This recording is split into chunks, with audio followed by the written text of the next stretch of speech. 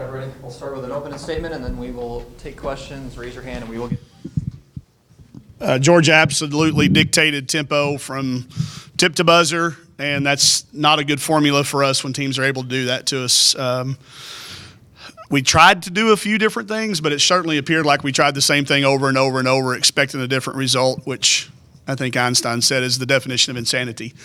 So frustrating on how we lost, not that we lost. I think Georgia, obviously, with you look at their schedule, they knew this game had a pivotal swing to it, and they came in as the team that looked like they had more to play for than we did. Disappointing for us.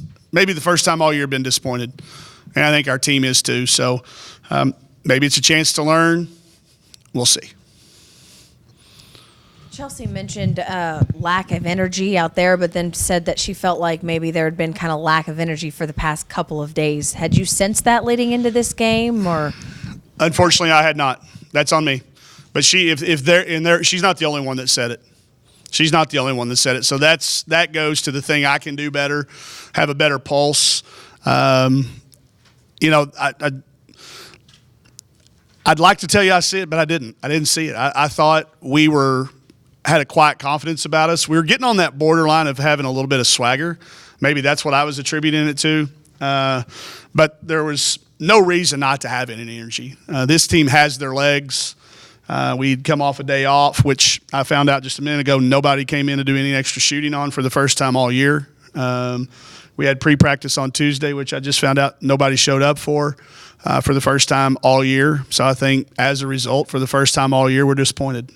So maybe that confidence got a little too high.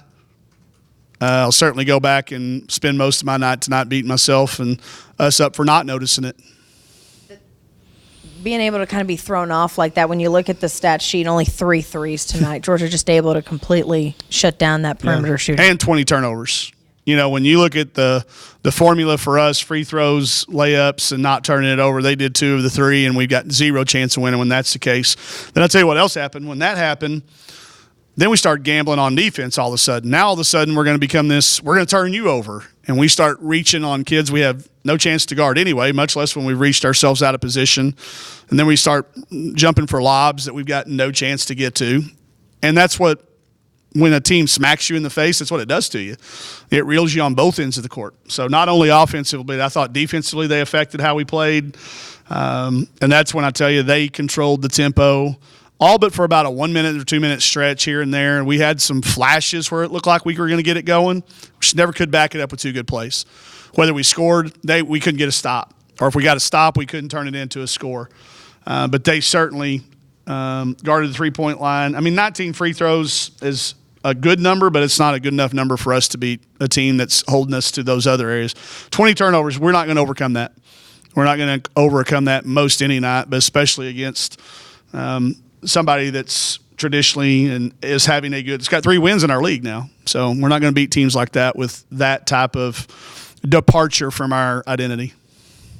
There was a graphic at the end of the game. It said that Toll-Free, Ramirez, and Dungy only had 29 points combined, those 3, and they were averaging like 49. Yeah. Has there been a game this year where all 3 of them have been off like that? No. Not that I can recall and or remember. If Aaron doesn't come in and give us a little bit of a spark, this thing's over in the fourth quarter before the fourth quarter starts. So there is a silver lining in there when it comes to that. But yeah, I can't think of a game when all 3 of those kids have been held to that number. And part of it was pace. Again, it's a low pace game, but our points per possession was not where it should have been. I was going to ask about Barnum because Georgia coach said, well, yeah, she's not surprised by how good she is, but she said she'll take her leading the team in scoring any day. Oh, I'm sure. Yeah, if they had anybody other than the 3 that were just mentioned before being, our player of the game, talking to Phil, that's mission accomplished. I always look at who we get on the other side. Who do we get the other team talking to their radio person about? And if it's not one of those 3, or maybe Michaela every now and then, but yeah, that's exactly what they did. And you look at this plus minus. Aaron's the only player on our roster that's got a positive score beside her name. Rokia's is even, but Erin was really impactful in her minutes. We've got to get her more minutes in practice so that she can play without getting tired. She makes 2 of those layups, I think, if she weren't tired in that one little stretch where she played 3 or 4 straight minutes. But we'll continue to work with that because she does give us a punch when she can make threes. You talked before the game about how important this Georgia-Florida little back-to-back is going to be. So turning around and getting ready for Sunday, where does that start for you guys? Just started right then. It was the first time all year I've talked to the team after a game.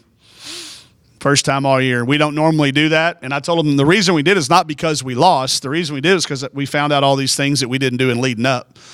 And that's what happens. You start talking to your assistants and they're like, well, this happened. And you're like, okay. And I missed all that. So that's on me. I won't miss that stuff anymore. I will make sure that those things don't beat us before the game. And I'm not telling you that's the reason. I'm not telling you it's an excuse. I'm telling you it's the first time it's happened all year. So it may be a coincidence. But, yeah, we started it right then. I got them in there. We talked to them. It's the first time all year, win or lose, here or home or away, that I've ever talked to the team following the game. And I'm going to leave a little bit more encouraged. I can tell you, if I had to talk to them, I would have been not much fun to be around the rest of the night or tomorrow or until I saw them again. But I'm glad we talked. I do think it's all fixable, but it's got to get fixed today. We can't let this one carry over into this. I'm really disappointed nobody's jumped on the Florida-Georgia line country music reference at all, but I'll go ahead and drop it out there for you guys. But we've got to take care of one of these 2 home games. You can't let 2 home games against people you're picked around slip by and not regret it. Conley in the first half seemed to take control. Anything particular about that y'all didn't do or she did? Well, I don't know why we all of a sudden started going and double teaming the post off of her. It was clearly not the game what we talked about. But again, if we're doing it, it's because we didn't coach it well enough or didn't prepare it well enough. But we let her get comfortable. She's only been averaging like 7 or 8 points a game in league play. She had that at half. She had 12 at half. And then when she got going, I thought she really changed the complexion on both ends of the floor. But I'm going to tell you that in the fourth quarter, she wasn't in the game. She wasn't even in there when they were starting to pull away. So I thought her start was big, though, Nate. And us allowing her to get comfortable. She's one of the better players in our league and lit us up last year. It's baffling a little bit, but it certainly was, I think, a key for them. We were lucky to be where we were at halftime. We have to hit a half-court shot, at the buzzer to tie it. And we felt like we were in pretty good shape there, but we just came back out with trying to do those same things over and over and over. But Conley was really good. Any other questions regarding Georgia?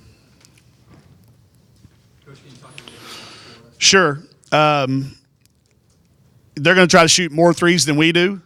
They do have an inside presence that causes you to pause a little bit. They can play inside the arc, but they will be equally as athletic as Georgia on the perimeter. They will make it equally as hard for us to get threes. I do think it'll be a higher possession game, which hopefully can favor us a little bit. But, bouncing back, we need a huge crowd. I know it's been cold, and this is our lowest home attended game of the season. And so I hope everybody will stay with us and not look at the loss and not show up on Sunday. We need this place rocking because we need to bounce back in a big way. Any questions on Florida? Okay. All right.